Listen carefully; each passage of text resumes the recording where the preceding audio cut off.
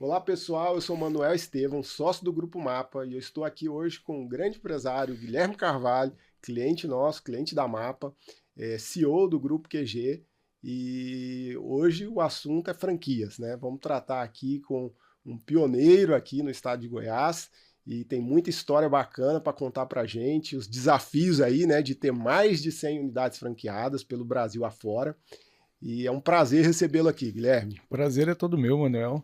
É uma honra estar aqui nesse podcast contigo e sendo cliente da Mapa, que a gente tem aí uns 15 anos de história juntos. E vamos embora falar sobre o franchise. O que você me perguntar, eu vou responder. Que bacana. E aqui vai ser um bate-papo mesmo, né? Porque esse daqui é o Mapa Talks. Roda a vinheta.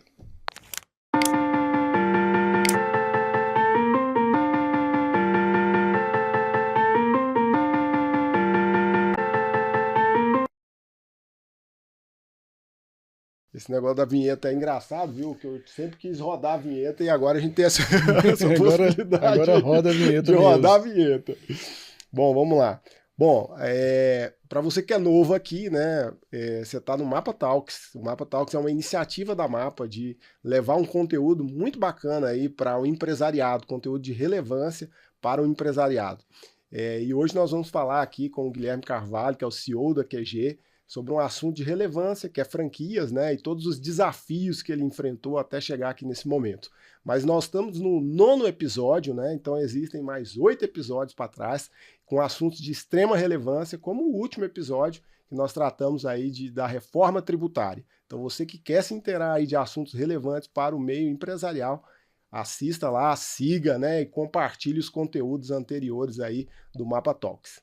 Seja bem-vindo, Guilherme, que bom aí você estar aqui conosco, né? Vamos bater um papo aí, conhecer um pouco aí da história do Grupo QG, né? Se você puder contar também aí para nós, né? Quem é o Guilherme, né? Como é que você nasceu? Você contava um pouco antes aqui que o Grupo QG nasceu, né? A QG nasceu antes mesmo de você nascer, né? Isso. E você agora como CEO da empresa, né? Conta pra gente um pouco dessa história. Não, perfeito. Vou tentar ser muito breve aí. O QG nasceu 16 de outubro de 81, na inauguração do Flamboyant. A gente nasce só com pastel no mix e a gente ficou 19 anos trabalhando com pastel. Quando no ano de 2000, a gente tinha uma operação no Carrefour, em frente ao Flamboyant, que ali tinha Casa do Pão de Queijo, QG Pastéis e tinha uma loja vaga que a gente abriu almoço para vender comida. Qual que era o conceito do Rafas? Nasceu como Rafas. Qual era o conceito do Rafas? Nós queremos vender a mesma comidinha que a gente faz em casa. Então, o arroz, a receita do arroz, do feijão tropeiro, do purê de batata, do estrogonofe, que a gente come no QG hoje, isso era a receita da nossa casa. Da sua família. Da nossa família. E essa iniciativa foi de quem? Do teu pai, da tua mãe? Da tua mãe. Hoje eu falo, se Dona Kiki não aprovou o sabor, não precisa nem vir me apresentar. Aprovado. Não precisa nem vir me apresentar. Ela é a embaixadora do sabor nosso. Até hoje ela está na operação? Até hoje. Que legal. E aí em 2000 a gente nasce a marca Rafas. Em 2003 a gente recebe uma cartinha do INPI dizendo que essa marca já existia em Minas. Caramba. Mas eu falo que assim foi um choque porque a gente teve um prazo para poder trocar a marca. Mas eu falo que foi pela primeira vez que o QG começou a fazer planejamento. Porque de um lado do balcão eu vendia a partir das 16 horas pastel. Do outro lado do balcão eu vendia almoço. E eu não tinha venda à noite. Então a gente parou e pensou, gente, por que a gente não derruba essa parede no meio aqui e faz uma coisa só? E foi isso que a gente fez. A loja, ela até tinha desnível de uma loja para outra, porque a gente literalmente só quebrou a parede no meio e alterou a fachada. Nasce o QG Pastéis, Grelhados e Sanduíches. Que bacana. E aí foi quando a gente começou a pegar operações que tinham só o pastel e fomos melhorando o mix. Isso vai criando um movimento na cidade, porque o QG está crescendo, o QG está crescendo. Então, eu já cheguei a ouvir, assim, de qual país que era o QG, porque de falar que é de São Paulo era normal. E aí começam a vir os pedidos de franquia. Em 2006, eu me formei em publicidade e propaganda, tenho pós em marketing, tenho pós em franquias. Você estudou aqui em Goiânia? Eu fiz Goiânia publicidade e marketing, após em marketing, após em franquias foi em São Paulo. E aí quando começaram os pedidos de franquia, em 2006 eu comecei a organizar a casa, que eu falei, gente, nós precisamos fazer, mas precisamos fazer bem feito. Uhum. Então, eu falo que franchise é mudança de cultura. Que é uma coisa você na Mapa chegar lá e não gostar do estúdio, não gostar da sala e você querer mudar. Uhum. Outra coisa é você chegar na loja de um franqueado e pedir para ele mudar, para ele fazer uma reforma. Sim. Você tem que trabalhar um convencimento. Então, franchise é mudança de cultura. Sim. Então, a gente levou 4 anos para estruturar o nosso processo. Por quê? Porque a gente tinha uma cultura para poder implantar, para se fortalecer. Sim. Em 2010 nasce a primeira franquia e eu falo que no franchise a gente leva de 2 a 3 anos para provar para que veio. E essa primeira franquia foi o quê? O que vocês pensaram nessa época lá? Vocês estavam com muita vontade de expandir, queriam disseminar esse modelo? Qual que era o objetivo ali naquele momento, lá em 2010? Era disseminar, só que a gente não queria ter franqueado em Goiânia. O território de Goiânia seria nosso. Vocês queriam reservar Goiânia. Próprias. Uhum. Então a primeira franquia nasceu em Anápolis. O que a gente percebeu depois é muito mais fácil eu treinar alguém que está aqui do meu lado do que a distância. Então a gente reviu.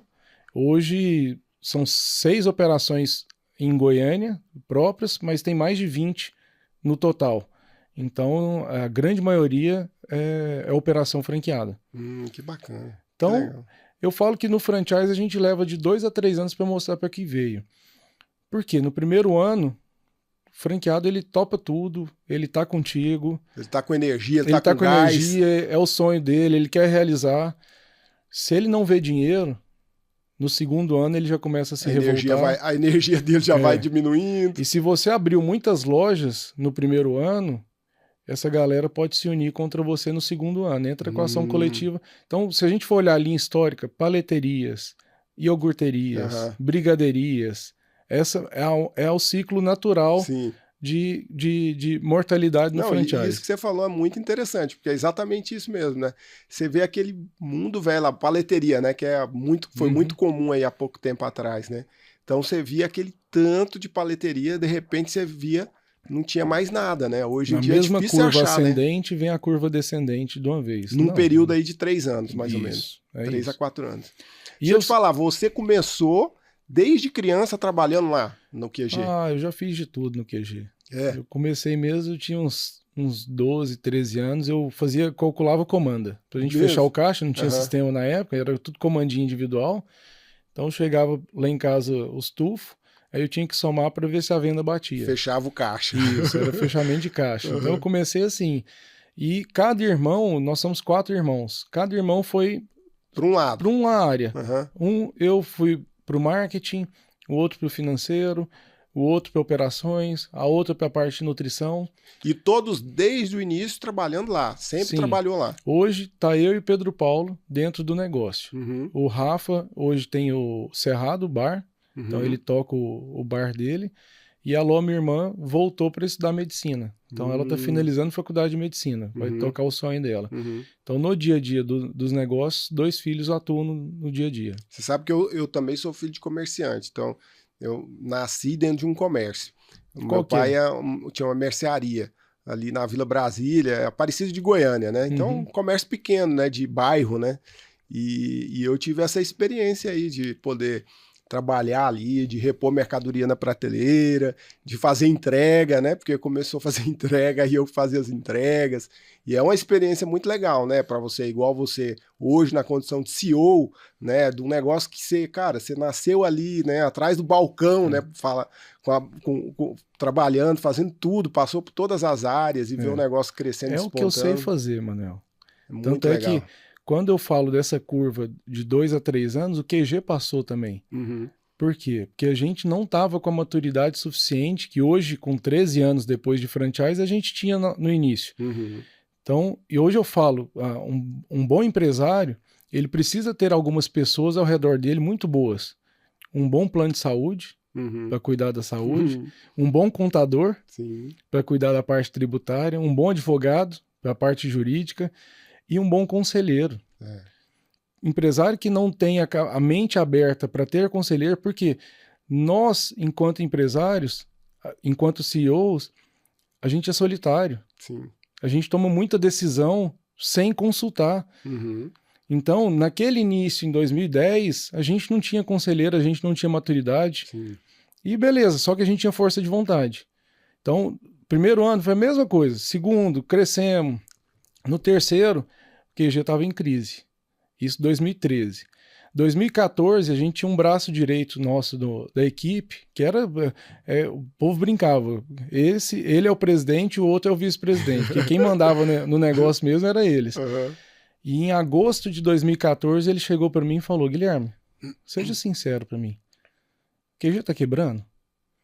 Porque se estiver quebrando, se o barco estiver afundando, eu vou pular antes. Eu quero sair desse negócio. Eu só olhei pra ele, não falei nada, mas eu falei, filho da puta, né? Na hora que tá tudo bem, você Pra tá aí. colher os frutos, a mão de obra tá pronta, né? Mas na hora do sacrifício, não. Sim. E aí, o que eu fiz? Como eu tinha feito MBA em São Paulo, 2011, 12, na FIA, MBA de franquias, ali eu fiz um network muito grande e eu era... nada. E aqui em Goiás, naquela época, não tinha muitas franquias, né? Não tinha. Se pegar 13 anos atrás... Hoje mesmo eu sou coordenador regional da ABF, que é a Associação Brasileira de Franchise, do Centro-Oeste. Então, hoje nós temos 75 marcas associadas à ABF como franqueadoras.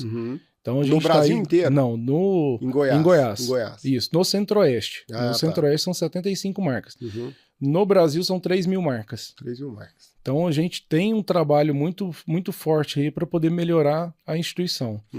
Então, com o meu network de 2011 do MBA, eu conheci a Giovanna Donella. Quem foi Giovanna Donella? Ela foi CEO da Wizard, Yazid, Microlins. Ela foi braço direito do Carlos Wizard. E ela era aluna de sala da nossa turma. Caramba. E na hora que eu escuto desse nosso colaborador a história do barco, eu só liguei para ela e falei: Gel, tô precisando de uma consultoria aqui. Você me recebe aí no seu escritório? Deixa eu te contar tudo que tá acontecendo. Tô precisando de uns pitacos seu. Claro, Gui, vem aqui. Peguei um voo, fui para São Paulo. Cheguei lá, contei tudo para ela. E falei: Gel, eu quero assumir a liderança da empresa. Já sentei com meus pais, já falei que ou a gente faz diferente ou nós vamos quebrar. E eu preciso fazer esse negócio virar. E até então os seus pais estavam à frente no também dia do a dia. negócio. Isso, à frente. E aí ela só me perguntou, ela falou: Gui, vou te fazer uma pergunta. Você quer assumir a liderança por ego ou por resultado? E aí eu falei justamente isso que eu te falei agora. Eu falei, eu só sei fazer isso. Então eu não sei fazer outra coisa. A vida inteira eu fiz isso. Então ou eu faço esse negócio virar, ou então eu, com o meu histórico de publicitário, com pós em marketing, se eu for pro mercado de Goiânia, eu vou ganhar 3 contos.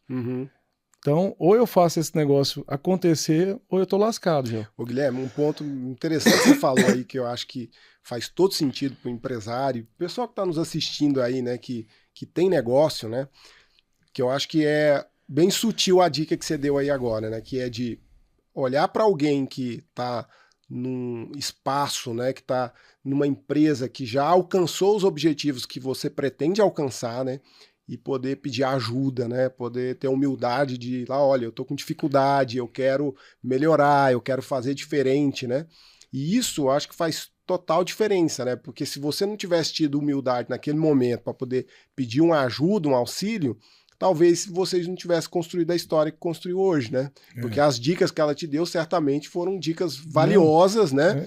Que já foram validadas em negócios milionários, né? Multimilionários e que pôde ajudar você naquele momento, né? E ela é minha conselheira até hoje. Então ela foi oficialmente minha conselheira durante 3 anos no QG. Então, e eu tenho esse ciclo. Porque eu sempre tenho conselheiro. Então, de 2 em 2 anos, a gente tem um ciclo de conselheiro, dependendo da necessidade da empresa para atingir a maturidade naquele momento.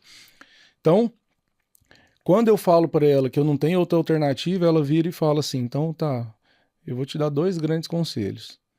Primeiro grande conselho: chega em Goiânia e oferece para seus irmãos a liderança. Se algum deles quiser, você fala: tudo bem, mas eu vou cobrar de você resultado. Se nenhum quiser, você fala: eu quero, e eu quero que vocês cobrem de mim. Assim eu fiz. Peguei o voo de volta, sentamos na casa da minha mãe, mesa de jantar, para comer. E vocês tinham essa maturidade assim, de saber separar família com negócio? Sim. Ou como que é isso dentro da família de vocês? A nossa família é zero conflito. Que legal. Então sempre foi muito bem conversado as coisas para ficar clara. Uhum. E aí nessa ocasião, essa dica da Giovana pra gente foi tão fundamental porque ela resolveu a sucessão na mesa de jantar. Uhum. Então, aí você chegou lá e expôs. Expus o problema, Uhum. falei, ou a gente faz diferente ou nós vamos quebrar por conta disso, daquilo. E eu quero fazer a diferença. Uhum. Algum de vocês quer fazer a diferença? Alguém quer assumir a liderança? Que esse barco agora precisa ter um navegante com um pulso mais firme. Uhum. 2014 já era indícios do governo Dilma da crise, que ela foi impeachmentada em 2015. Então, tempos de crise é mais difícil. Ninguém quis. Eu falei, eu quero. Eu topo então, esse desafio. A partir de agora, vocês comecem a cobrar de mim. Meus pais levaram 2 anos para me chamar de CEO, de presidente. Uhum. Ele só ficava ali na retaguarda entendendo os movimentos do filho. Na época, 2014, eu estava com 29 anos. Uhum. Então você é CEO desde 2014? Desde 2015 que a gente começou o trabalho. Que legal. E o segundo grande conselho que ela me deu esse eu tomo até hoje, nunca tome uma grande decisão sozinho. Porque empresa familiar, se você toma decisão e dá certo, beleza. Mas se der errado, é conflito na família. Sim. E isso é importante. E eu acho que também esse conselho que você acaba de dar aí, né, que você acaba de compartilhar, é legal. E eu observo isso lá no Grupo Mapa mesmo. Nós somos hoje 13 sócios, né? E nós temos características bem diferentes um do outro, né? E quando você leva um assunto para poder deliberar, isso enriquece demais o discurso, né? Enriquece demais a tomada de decisão. É ter pessoas que pensam de forma diferente e que contribui com uma visão que às vezes você também não está enxergando, né? Então acho que muito relevante isso de você ter pessoas ali que você consiga compartilhar, que você consiga discutir assuntos, né? Pegar opiniões diferentes para poder você ter uma visão mais abrangente do caminho a ser seguido, né? Perfeito. Você passa por muitos desafios desses aí no dia a dia lá, né? E hoje você continua tendo pessoas ali que... Como que funciona a governança do grupo? Eu comecei a estudar muito gente. Uhum. Então, temperamento, comportamento. Porque a primeira pessoa, quando eu assumi o negócio, a primeira pessoa que eu contratei para começar a me ajudar a estruturar foi minha gerente de RH. Uhum. Porque, pô, se eu preciso trazer gente boa, eu preciso começar pelo RH. Uhum. E dali eu vou trazendo um braço financeiro, braço para isso, braço para aquilo, e nós vamos estruturando. Sim. Então, eu acredito muito na liderança por pessoas, por gestão de pessoas, por exemplo. Então, antes de eu falar, eu tento sempre fazer. E gente no seu negócio, por mais que a gente pense assim, é um produto, é uma comida ali e tal, mas eu sempre vejo muito falar isso, né? E eu também procuro por isso, né? Eu acho que todos nós procuramos por isso, que é a experiência, né? E a experiência, eu acho que na área de gastronomia não está muito ligado só ao sabor, né? Mas também ao atendimento, né? Tempo tudo de que atendimento. Tudo que está ali por trás, isso. né? Então, gente é um ponto extremamente importante no seu negócio, né? Crucial. Tanto é que eu falo, gente, por que geralmente franqueado performa melhor que operação própria? Por quê? Porque o cara botou o dinheiro na vida dele. Uhum. Ou ele faz aquilo ali, ele né? apostou tudo. Então, geralmente, a performance de franqueado é melhor. Uhum. Então, mas imagina, a gente nem sempre acertou no melhor perfil de franqueado. Uhum. Então, o que a gente precisa sempre especializar é tentar achar a pessoa boa. Uhum. Porque se a gente acha, é o Pareto, né? Uhum. Se 80% da minha rede tiver bem, feliz, ou tiver o nosso jeitão, tá tudo bem. Vai embora, né? Porque 20% faz parte. Isso aqui a gente sempre vai ter que estar reciclando, repassando, como a gente estava conversando. E hoje vocês têm lojas próprias ou é tudo franqueado? Nós temos 7 operações próprias. 7 operações próprias. Isso. E o restante é tudo franquia. Tudo franqueado. Que bacana. Eu vi isso, esse dado que você colocou aí, num podcast lá do Caíto, ele comentando que eles, na Chili Beans, eles tinham uma série de lojas que eram lojas próprias. E ele disse que sentiu uma dor muito forte no coração quando teve de vender, né? Aí ele vendeu isso para franqueados e as lojas performaram muito mais, né? Isso. Que é o foco, né? Foco, onde você põe foco, você tem expansão, né? Você expande, né? Porque às vezes quando você tem múltiplos focos, né? Você pode também fazer o negócio crescer, né? Mas você tem mais dificuldade, às vezes, de poder articular todos esses movimentos, né? Perfeito. E no grupo, como é que vocês têm visto isso?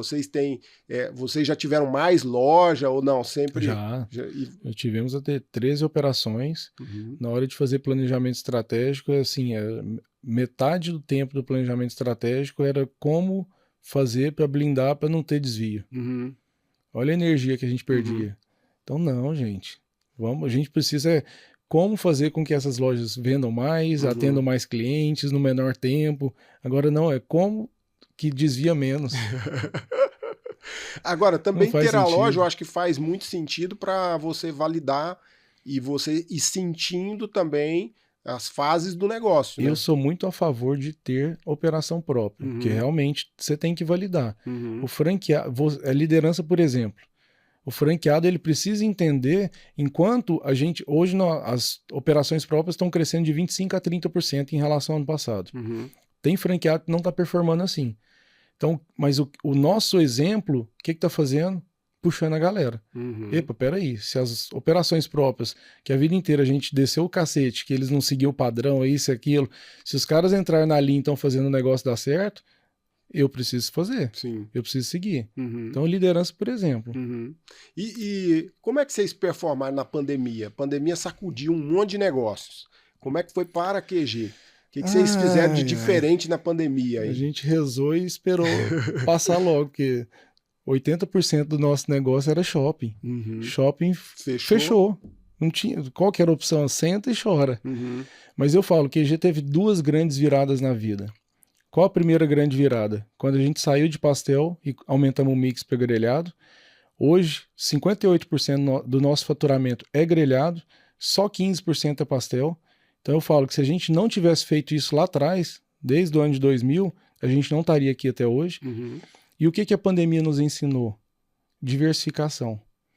Então hoje a gente não atua. Aí a nossa mentalidade é: eu não posso deixar todos os ovos naquela cesta. Então a nossa indústria vai para o varejo com massa de pastel, molho de pimenta, farofa. A nossa fazenda, que a sede a gente usava para uso próprio, só dava custo, virou hotel fazenda. Então já gera retorno para poder se pagar. Então, parte da fazenda vai virar loteamento, então a gente vai para outros segmentos de negócio para diversificar. E no momento da pandemia, vocês já tinham delivery? Vocês já faziam muito entregas? Fraco. Era fraco. Muito fraco. Não tinha um volume considerável. Não. A gente fez um movimento que antes da pandemia, a gente tinha um contrato de exclusividade com a iFood, que aí na renovação de contrato a gente não renovou a exclusividade. Aí abrimos para Rappi e Uber Eats. Só que com essa não abertura, o iFood negou o contrato com a gente. Então a gente teve que seguir só com a Rappi e Uber Eats. Eles não performavam muito bem. Rappi até que o Uber Eats até que ia bem em Goiânia, Rappi não. E sem iFood, nosso faturamento de delivery caiu. Então, quando estourou a crise, eu tive que pedir bênção, falei diretamente com o CEO do iFood para a gente poder retornar. Conseguimos uma negociação e retornamos para o iFood. Que bacana, que legal. Mas sofremos. Deixa eu convidar aí as pessoas que estão nos assistindo, né, a curtir aí, compartilhar esse vídeo, né, que pode ser relevante aí para vários outros empreendedores, né, e convidar a seguir aí as redes sociais do Grupo Mapa, @Grupo Mapa. Ô Guilherme, como é que é a estrutura? Explica para a gente um pouco de franquia, porque aqui a gente tem muitos empresários que vão assistir esse episódio e muitos deles às vezes podem estar pensando, olha, eu tenho um negócio. E será que esse negócio é um modelo replicável? Pode virar uma franquia, né? Como é que funciona o modelo de franquia? Não, perfeito. Manuel, eu até criei uma metodologia que a gente chama de Decola 360, que a gente está pilotando com os nossos franqueados. Qual o objetivo? É pegar na mão do pequeno empresário e fazer ele crescer e ter o sonho grande. Então ali a gente tem 16 módulos, onde a gente vai fazer um 360 dentro do negócio. Olhar a parte de preventivo trabalhista, recrutamento e seleção, dicas de contrato de locação. Então, Que enfim, legal. as dores que a gente tem na prática do dia a dia, a gente está trazendo conteúdo que isso vai servir para poder alimentar o empresário ali. Ele Deixar ter ele mais preparado. Isso, ele tem a informação para ele poder tomar a melhor decisão. Sim. Então, trazendo isso para o franchising, tem até uma frase que o Marcelo Scherto, que hoje é um dos papas do franchising, que ele fala: se todo negócio deveria ser idealizado como franquia. Pensando em ser uma franquia. Isso. Mesmo que ela não seja. Por quê? Porque só o fato de pensar, você já começa a pensar em padrão, Sim. processo, normas, procedimentos. Isso. Por quê? Porque essa é a base para poder replicar qualquer negócio. E você sabe, fazer só um parênteses aqui. Lá na Mapa, a gente faz muito trabalho de normas e procedimentos. Empresas que estão lá com problema, rodízio de pessoas, a pessoa que dominava aquele procedimento saiu, entrou outra. Aquela outra pessoa sofre tanto para assimilar aquela rotina que às vezes não teve tanto tempo para poder fazer a transição, ou às vezes a pessoa saiu, fez uma transição não adequada, né? E a gente sempre observando isso. Né? Se aquela empresa já tivesse ali tudo normatizado, os procedimentos, os POPs ali, né? Os programas operacionais padrões, né? E aquilo facilitaria tanto a vida dela, né? E até para permitir que a pessoa pudesse tirar férias, né? Que pudesse sair e que não trouxesse um transtorno para a empresa, que pudesse manter as normas, os procedimentos conforme a cúpula do negócio definiu, né? E falta muito isso. Então, o que você está falando aí, eu acho que é a pura da verdade. Todo negócio tinha que ser pensado e ser desenvolvido pensando em ser uma franquia, mesmo que não fosse lá na frente. Porque já nasce com padrão. Porque quais são as etapas do franchise? Primeiro, a viabilidade financeira. Se esse negócio não tem viabilidade financeira, para que você vai replicar? Sim. Você só vai piorar o problema. Então tem muita gente que tem uma loja que às vezes não dá, nem está conseguindo se pagar e quer virar franquia. Então, o Decola 360 ele é justamente para esse cara que, peraí, deixa eu te ensinar o caminho, pelo menos para você fazer o seu negócio, a sua lojinha, se pagar e já ter um resultado que poderia virar franquia lá na frente. Por quê? Só o fato de virar franquia tem royalties, fundo de marketing. Então, já aumenta mais o custo. No nosso caso, é 8%, é 5% de royalties e 3% de marketing. Então, o meu negócio ele precisa dar 20% para eu tirar 8% e sobrar 12% para o franqueado. E ele tem um payback em 36 meses, 40 meses, senão eu não vendo esse negócio. Então, viabilidade financeira é o primeiro passo, ponto crucial. Depois, entra o processo. Que uma vez que esse negócio tem viabilidade, vamos manualizar tudo. Manualizou, aí sim a gente começa a expandir. E o que foi os grandes desafios? Quando vocês falassem, olha, vamos virar franquia. Decidiu lá, aprovou no conselho, né? Vamos virar franquia. O que foram os principais desafios que vocês tiveram que romper aí para tornar um franqueador aí? Até hoje é gente. É você ter pessoas boas que te cercam, ter franqueados bons que te cercam, para você não perder noite de sono. Porque se você tem gente boa, eu acredito muito nisso. Porque antigamente, até 2014, a gente pagava muito pouco para os nossos profissionais e queria que eles se entregassem. Mas peraí, vamos equalizar essa conta. Se você quer cobrar mais, se você quer uma entrega maior, você tem que melhorar. Sim. Vocês não tiveram ciúme da marca, não? Porque lá na Mapa, nós, uma época, pensamos em tornarmos uma franqueadora lá, criar a franquia Mapa. Só que no final do dia, os sócios, todos eles falavam, gente, mas se lá na ponta alguém fizer uma besteira e tudo, e o nosso nome e tal, no final do dia nós não conseguimos levar esse projeto adiante com ciúme, não ciúme, né? Defendendo a nossa marca, né? Tentando falar, gente... será que se esse franqueado lá na ponta fizer uma besteira e isso respingar na nossa imagem, como é que é isso para vocês? Como é que foi isso para vocês? Tá no jogo. É o risco, né? É o risco. Do business. A parte jurídica nossa, ela foi muito bem feita. O mesmo escritório jurídico que fez para o Burger King no Brasil é o que fez para a gente. Então, a gente tem que ter o preventivo estruturado e atuar no dia a dia para não fazer. Porque hoje, principalmente com rede social, imagina se vem uma barata, um coró, na comida. Vê um pouco a mais de sal, um pouco a menos de açúcar. Mas é o risco. Mas da mesma forma que a rede social expande desse jeito, eles entendem também que eu não dou tanta credibilidade. Às vezes foi um fato pontual de uma loja, por exemplo, McDonald's, Burger King, direto cai na mídia que aconteceu um problema em uma unidade. Então, mas cai faturamento? Não. O consumidor hoje ele já entende que aquilo ali foi um problema pontual de uma unidade, que não é o padrão da marca. De todo mundo, né? Isso. Isso eu acho que é relevante mesmo. Se eu quero virar uma franquia, por exemplo, na Mapa, hoje qual que é o primeiro passo que tem que se dar, além disso que você falou, olha, tem que ver se tem viabilidade, né? Você tem que replicar todos os processos e tudo mais. Existe uma consultoria, vocês utilizaram de uma consultoria ou a própria BF, ela já traz um processo ali que ajuda o empresário a caminhar nesse sentido? Não, a BF ela pega depois que já virou franqueador. Então existe algumas consultorias que são associadas à instituição que apoiam esse empresário a estruturar o negócio. Então no Brasil a gente tem a Bittencourt, tem a própria Xerto, tem a Francap, tem em Brasília do Edu Santinoni também. Todas essas empresas ajudam. Todas ajudam na estruturação. Na estruturação do negócio. Isso. Eu tive uma época, até a pedido de um franqueado aqui de Goiás, de uma loja de malas, né? Ele sugeriu que a gente fosse lá no franqueador para levar um serviço nosso. O que era o serviço?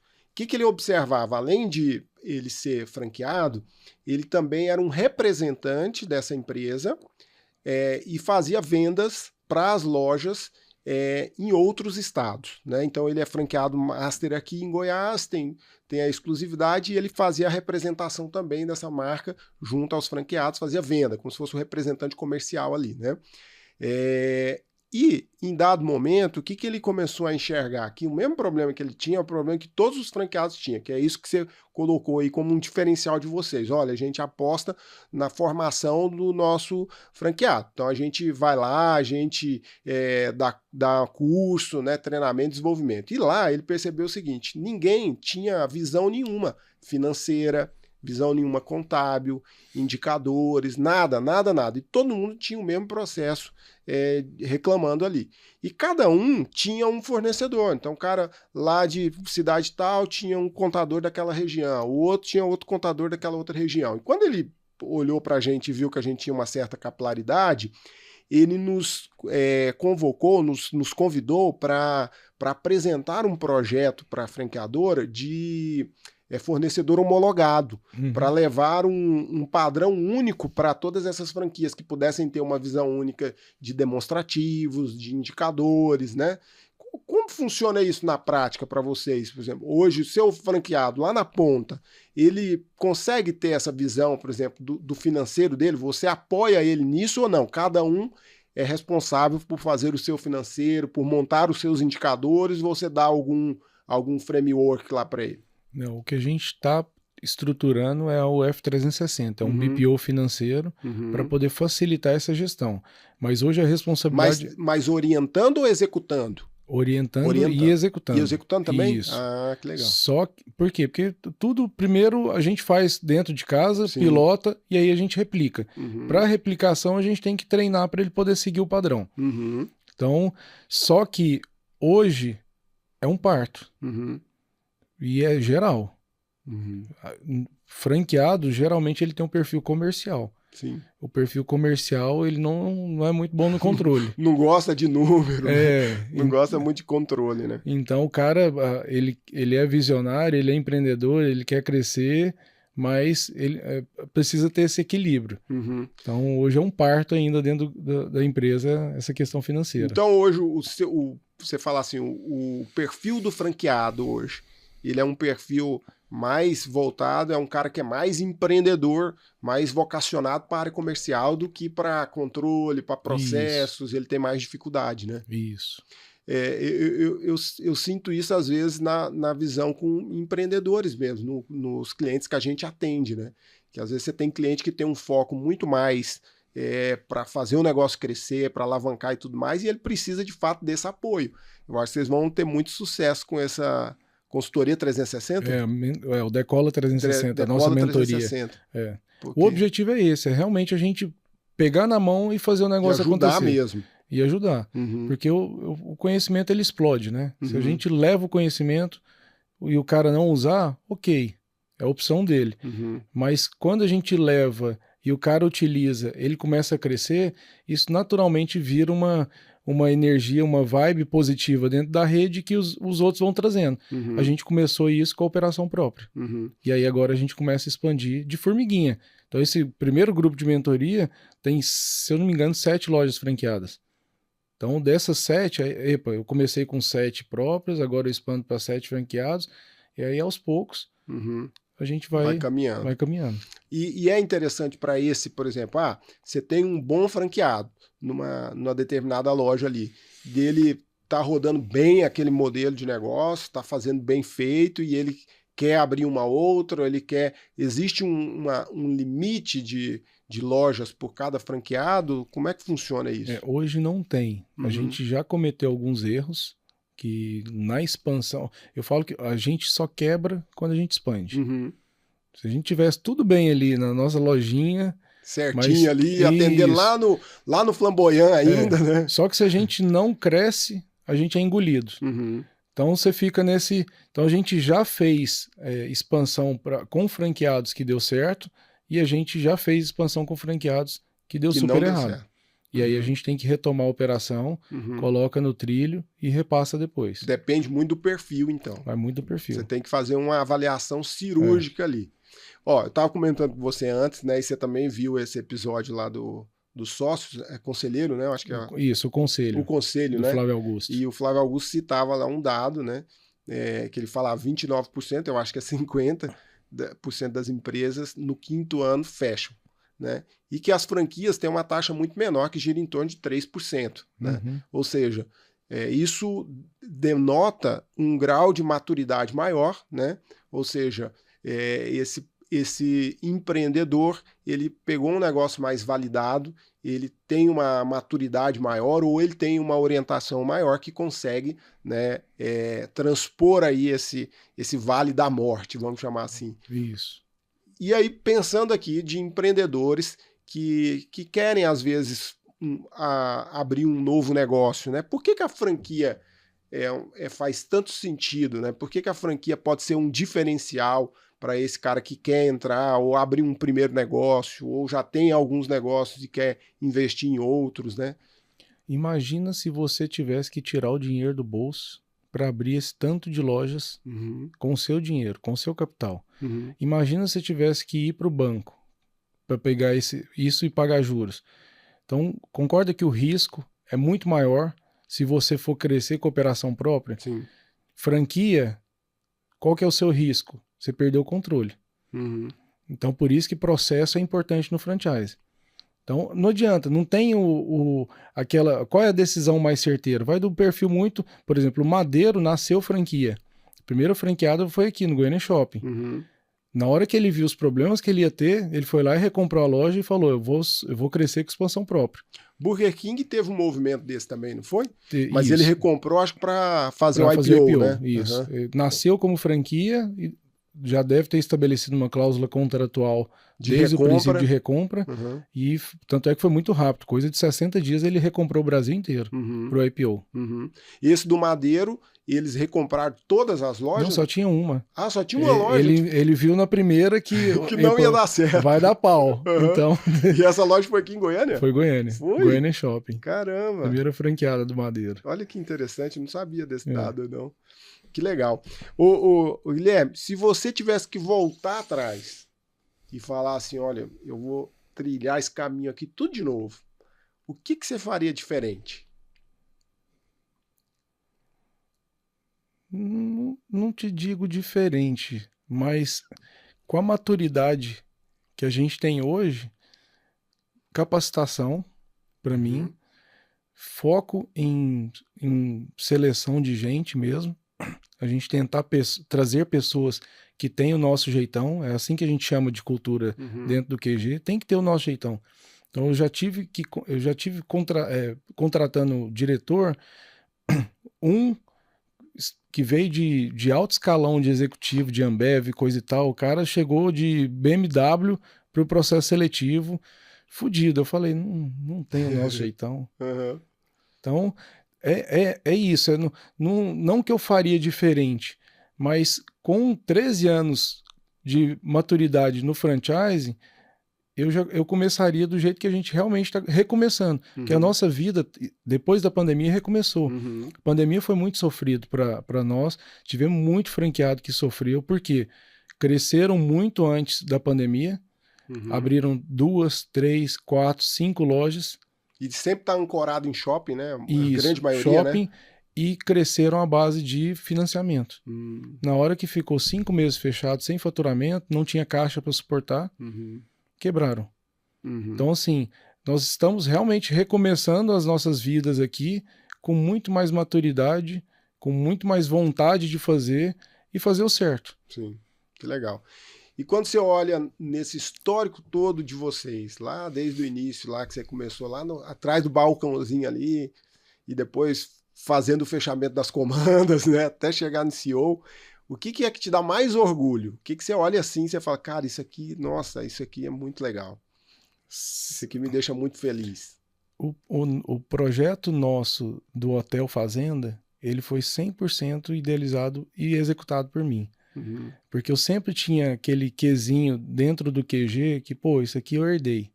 Era a síndrome do herdeiro, né? Então, isso aqui, por mais que eu ajudei a construir, mas isso aqui não tem esse pertencimento, como a Vila Barro Branco tem o senso de pertencimento.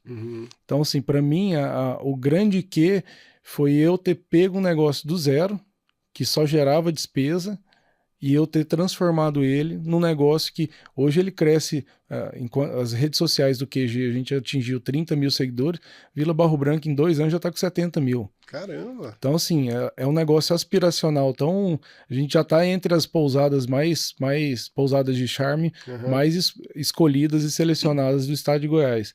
Então, assim, aquilo ali me deu uma força tão grande de pegar um negócio do zero, que aí eu falo, gente, ninguém me segura. Porque tudo que eu for precisar agora começar do zero, eu já tenho experiência, que antes eu não tinha. Então, basicamente é isso. E eu falo, eu vou ser muito grande. Por quê? Porque eu já me vejo lá. O resto é tempo. É longo prazo, eu tô com 38 anos. Então, e a gente começa realmente a construir patrimônio, a ter maturidade dos 40 aos 50.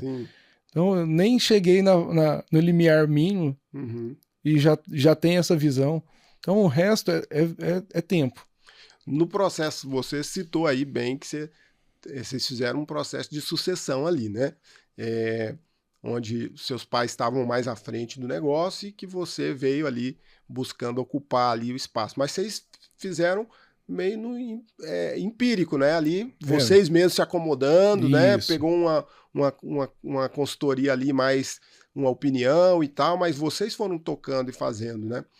E, na prática, o processo de sucessão nas empresas é muito complexo, né? Eu acho que vocês tiveram muita maturidade até, eu acho que por isso você falou, né, que a família é unida, né? Então tem muita maturidade e conseguiu aí equilibrar direitinho. Como você, numa empresa familiar, que é o Grupo QG, né, e passou, né, e vem passando por esse processo de sucessão aí, um processo bem realizado. Que dica que você daria para as famílias hoje, né, que tem negócios comuns ali, que está na dificuldade de fazer esse processo de sucessão? Porque eu acho que você passou, né, e você viveu, né, um período bacana de pegar uma empresa que estava num momento ruim da economia, né, e que você assume ali como CEO num momento ali de pré-crise, né, e poder caminhar aí e chegar aqui na frente, né, de forma exitosa. A minha dica é não queiram fazer sozinho. Porque isso ou vai despender tempo ou vai despender dinheiro. Porque se já é uma realidade mais conflituosa na relação familiar, velho, sozinho não vai dar negócio. Você precisa de terceiro para poder ajudar. Você precisa do Guilherme para te ajudar. Para a gente poder sentar na mesa de negociação ali e falar, epa, como que a gente vai resolver esse problema aqui? Então tem muitos pontos de interrogação aí que tem que ser respondidos. Sim. Sozinho não vai. Não vai, né? E é isso que eu acho que é importante, porque você está falando da visão do cliente, né? Nós aqui, a gente sempre reforça isso muito com os nossos clientes, né? Olha, é importante, né, uma consultoria, é importante um trabalho. A Mapa tem um trabalho muito bacana nessa parte de sucessão, né? E de organização patrimonial também, né? E muitas vezes fica uma visão assim mais da área, da visão da consultoria, né? E você falando isso como cliente, como pessoa que passou e que está passando por isso, né?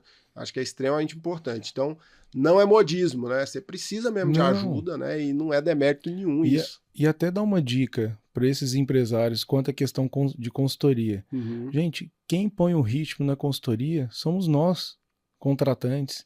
Porque se a gente deixar a coisa solta, realmente os resultados vão ser soltos. Uhum. Mas se peraí, vamos estruturar então quais são as entregas que eu quero, que eu espero de você. Se o jogo ficar bem combinado, o objetivo vai ser muito bem atingido. Uhum. Então, eu aprendi na prática, desde o princípio, com a falta de maturidade, a gente deixava a coisa muito solta. Uhum. Então a gente não tinha os entregáveis muito bem estabelecidos no começo. Uhum. E não adianta. Você falou ali no início que quando você sentou lá na mesa da família lá, que você falou, olha, eu quero assumir, mas quero que vocês me cobram também. Isso. E como é que funciona essa cobrança hoje? Vocês têm reuniões com que periodicidade? Que se apresenta nessas reuniões? Existe um conselho? Como é que é o peso disso, né? Vocês têm voto? Como é que é a parte da governança do grupo? Hoje o dia a dia, principalmente, é eu e o Pedro Paulo. Uhum. Eu e o PP a gente toca.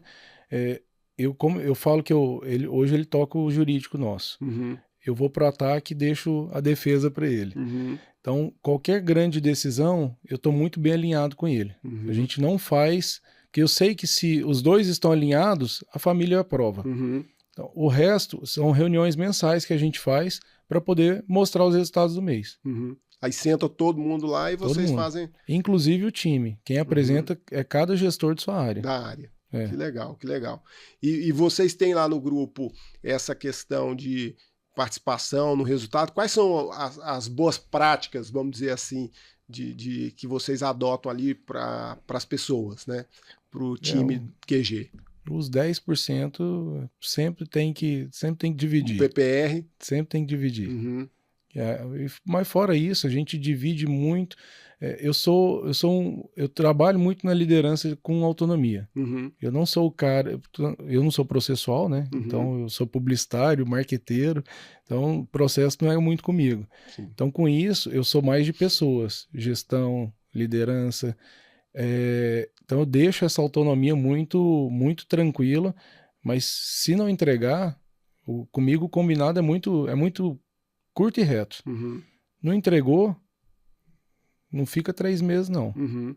Tem um processo ali de acompanhamento Sim. com os líderes em que você faz esse alinhamento ali, os entregáveis, o que cada um tem e tudo.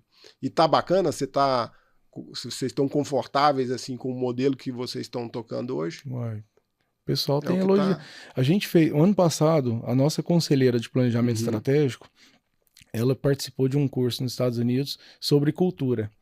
E nesse curso ela ganhou créditos para aplicar a pesquisa de cultura de empresa e escolheu a gente. 70%, a partir de 70% já indica que a cultura daquela empresa é forte. A nossa média deu 84%. Que legal. Então, assim, foi sensacional e realmente aí dali que surgiu o nosso jeitão. Então agora eu quero cada vez mais bater no nosso jeitão. Franqueado que não tem o nosso jeitão, nós estamos ou trazendo ele, meu amigo, eu preciso que o negócio tem que ser... É combinando o jogo, vai ser assim, assim, assado. Uhum. Se não der certo, não, tudo bem, a gente repassa a loja. Faz parte. Mas não tem como eu ficar num ambiente que é tóxico, que é de conflito. Então, enfim, a cultura nossa hoje está muito forte. Legal, bacana. Bom, nós estamos chegando quase ao fim aqui do nosso 9º episódio, que nós estamos tratando aqui de franquias e conhecendo aqui um pouco da história do Guilherme, um pouco da história do Grupo QG, né, da família, uma empresa familiar e de muito sucesso, né, e que a gente tem o prazer de tê-los como cliente aqui do Grupo Mapa E caso você tenha alguma dúvida aí em relação à franquia, queira fazer alguma pergunta ou interagir com o Guilherme, tá aberto também, né, Guilherme? Você pode falar aí suas redes sociais. Opa, perfeito. Me sigam aí no Instagram, @eu-sou-Guilherme-Carvalho, e vamos trocar figurinha. Que legal. É o que eu falo, se me perguntar, eu vou responder. E eu acho que é legal porque tudo isso que você colocou aqui, você colocou em vários momentos, e você colocou um pouco do seu perfil ali, que é um perfil de, cara, tô precisando de ajuda, vou buscar ajuda, preciso compartilhar isso, né? Não é uma coisa que eu tô fazendo sozinho, que eu tô buscando sozinho, então é um perfil legal de poder trocar figurinha, né? Muita gente às vezes tem necessidade ali de entender um pouco mais sobre isso, tem um modelo de negócio que de repente pode ser um modelo de negócio que venha ter sucesso como franquia, né? E às vezes tá querendo trocar uma ideia. E você também, como membro lá da ABF, também tem até como dever, né, Guilherme, de poder ajudar as pessoas nesse sentido, né? Ajudar o fortalecimento da instituição, o fortalecimento do franchise vai ser bom para todo mundo. Porque nós vamos para um franchise mais íntegro. Sai a concorrência desleal e fica a concorrência leal, que é saudável para todo mundo. Show. E qual que é a sua visão de futuro? O que você espera para o Grupo QG? Quando você olha para frente, assim, a sua missão, a sua visão de negócio, o que você está enxergando? A gente vai ser muito grande, vamos estar ocupando o Brasil inteiro, devemos ter mais de 500 lojas e com muito trabalho, mais gostoso. Porque eu digo que o empresário de sucesso, ele precisa ter 3 pilares: Deus, saúde e família. Legal. Não adianta você ter dinheiro se você não tem Deus, saúde e família. E isso é a base de tudo. Porque se você está bem espiritualmente, bem emocionalmente e bem fisicamente, velho, a gente é doido. A gente é empresário. O resto tudo dá certo. Sim. O resto tudo depois a gente constrói, né? Então a base tem que tá muito bem formatada. Sim. E eu estou no momento de base muito bem formada. Então nós vamos voar. Que legal. Nós já estamos voando. Sim. É questão de tempo. É delta tempo. Que legal, que bacana. Bom, a gente está finalizando aqui. E aí eu queria ouvir suas últimas palavras aí. O que você deixa de mensagem aí para as pessoas que estão nos assistindo aí. Pessoal, me sigam aí nas redes sociais. Lá eu dou dicas no Instagram para empresários, aí pequenos empresários que querem crescer, que querem ter essa visão de futuro longa. E é isso. A base, se você não está com a base bem formatada, busque nesses 3 pilares. Busque Deus. A minha conversão, ela partiu de ir todo dia. Vai, que uma hora Deus fala contigo. No caminho você vai se encontrando. Isso. Né? A saúde, eu já fui obeso. Então, é ir todo dia. Se você tem que se decidir em ser melhor todo dia. Então, se a pessoa decide e ela busca ajuda, ela se cerca de pessoas melhores, o resto é delta tempo. O sucesso vai vir. Que legal, que bacana. Pessoal, se vocês gostaram então desse episódio, né, compartilhe aí, curta também, né, e siga as nossas redes sociais e participe aí dos próximos podcasts.